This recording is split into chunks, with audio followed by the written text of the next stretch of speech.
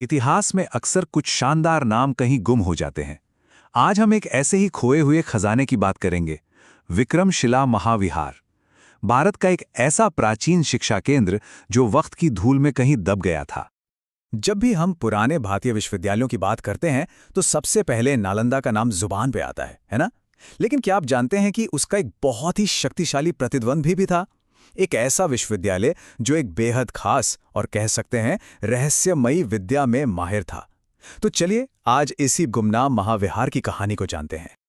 तो हमारी कहानी का पहला हिस्सा इस बात पर है कि आखिर ये यूनिवर्सिटी बनी कैसे और इसकी पहचान इतनी अनोखी क्यों थी। देखिए, हर महान चीज के पीछे एक बड़ा सपना होता है।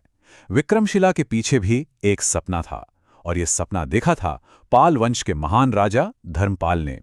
यह बात है 8वीं सदी की, जब पाल साम्राज्य अपने चरम पर था और धर्मपाल एक ऐसा शिक्षा का केंद्र बनाना चाहते थे जो नालंदा को भी टक्कर दे सके। तो सवाल यह है कि विक्रमशिला नालंदा से अलग कैसे था। देखिए, नालंदा तो महायान बौद्ध धर्म का एक बहुत बड़ा और स्थापित केंद्र था ही, लेकिन विक्रमशिला ने एक बिल्कुल नया और ज्यादा रहस्यमयी रास्ता चुना। इसने अपनी स्पेशलिटी बनाई वज्रयान को, यानी तांत्रिक बौद्ध धर्म को। तो ये सिर्फ एक और यूनिवर्सिटी नहीं थी, ये बौद्ध धर्म की एक बिल्कुल अलग शाखा का ग्लोबल सेंटर था। अब ये वज्रयान आखिर था क्या? इसे आप बौद्ध धर्म की एक सुपर एडवांस्ड ब्रांच समझिए। इसका मकसद था खास तकनीकों और तंत्र विद्या का इस्तेमाल करके ज्ञान पाने के रास्ते को तेज करना, छोटा करना। और यही वो खासियत थी जिसने विक्रमशिला को पूरी दुनिया में सबसे अलग बना दिया। तो चलिए अब जरा इस महान यूनिवर्सिटी के अंदर चलते हैं और देखते हैं कि वहां की दुनिया कैसी थी, वहां का माहौल कैसा था। विक्रमशिला का साइज अंदाजा लगाना भी मुश्किल है। ये कोई एक दो बिल्डिंग नहीं थी, ये एक पूरा का पूरा शहर था जो 160 अलग अलग विहारों मतलब मठों या हॉस्टल से मिलकर बना था। हर विहार अपने आप में एक छोटा सा इंस्टीट्यूट था जहां टीचर्स और स्टूडेंट्स साथ रहते थे और पढ़ते थे।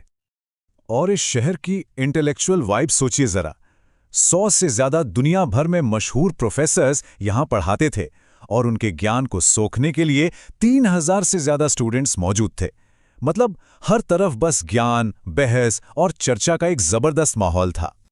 यहाँ का सिलेबस भी बहुत फैला हुआ था। फिलॉसफी, लॉजिक, ग्रामर ये सब तो था ही, लेकिन इसका जो मेन अट्रैक्शन था वो थी इसकी स्पेशलिटी, तंत्र विद्या। इसी को सीखने के लिए दुनिया भर से विद्वान यहाँ खींचे चले आते थे। लेकिन इस महान संस्थान का हिस्सा बनना कोई आसान काम नहीं था। विक्रमशिला के एकेडमिक स्टैंडर्ड्स इतने ऊंचे थे कि इसका एंट्रेंस एग्जाम ही अपने आप में एक लेजेंडा, एक कहानी बन गया था। जो भी स्टूडेंट यहाँ एडमिशन लेना चाहता था उसे एक बहुत मुश्किल परीक्षा से गुजरना पड़ता था। यूनिवर्सिटी के 4 बड़े बड़े गेट थे और हर गेट पर विद्वानों की एक कमेटी बैठती थी जिन्हें कहते थे द्वार पंडित। एडमिशन लेने वालों को पहले इन पंडितों को अपने ज्ञान से इम्प्रेस करना होता था। जो पास हुआ वही अंदर जा सकता था। विक्रमशिला ने दुनिया को कई महान विद्वान दिए, लेकिन उनमें से एक नाम सबसे बड़ा है अतीश दीपांकर। उन्होंने यहीं पढ़ाई की, यहीं पढ़ाया और बाद में बौद्ध धर्म की मशाल को तिब्बत तक ले गए। इससे विक्रमशिला का नाम पूरी दुनिया में फैल गया। लेकिन हर अच्छी कहानी की तरह इस कहानी में भी एक बहुत दुखद मोड़ आया। अब हम बात करेंगे विक्रमशिला के गौरवशाली शिखर से उसके दर्दनाक अंत की। 400 सालों से भी ज्यादा समय तक विक्रमशिला ज्ञान का एक चमकता हुआ सूरज बना रहा, लेकिन साल 1193 में इस सूरज पर हमेशा के लिए ग्रहण लग गया और ये अंधेरा बनकर आया एक तुर्क सेनापति बख्तियार खिलजी। एक ऐसा नाम जो भारतीय इतिहास में ज्ञान के केंद्रों को तबाह करने और लाइब्रेरियों को जलाने का प्रतीक बन गया।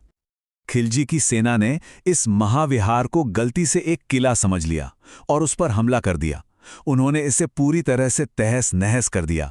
लेकिन सबसे बड़ी, सबसे भयानक त्रासदी थी इसकी विशाल लाइब्रेरी का जलना। सदियों का इकट्ठा किया हुआ ज्ञान, अनगिनत किताबें और पांडुलिपियां, सब कुछ हमेशा के लिए राख हो गया। पर कहानी यहां खत्म नहीं होती। चलिए अब कहानी के आखिरी अध्याय की ओर बढ़ते हैं, जो इस जगह की दोबारा खोज और इसके भविष्य के बारे में है।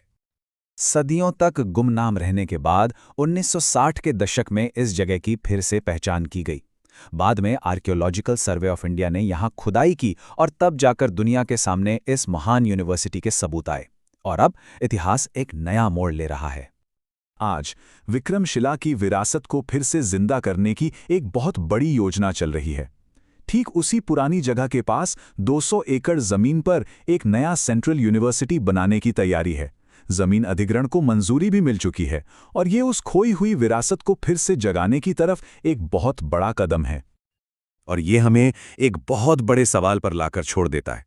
इमारतें और कैंपस तो फिर से बनाए जा सकते हैं, लेकिन क्या विक्रमशिला की वो आत्मा, वो बौद्धिक और आध्यात्मिक ऊर्जा जो सदियों पहले यहां बसती थी, उसे फिर से जगाया जा सकता है? इसका जवाब तो शायद वक्त ही देगा।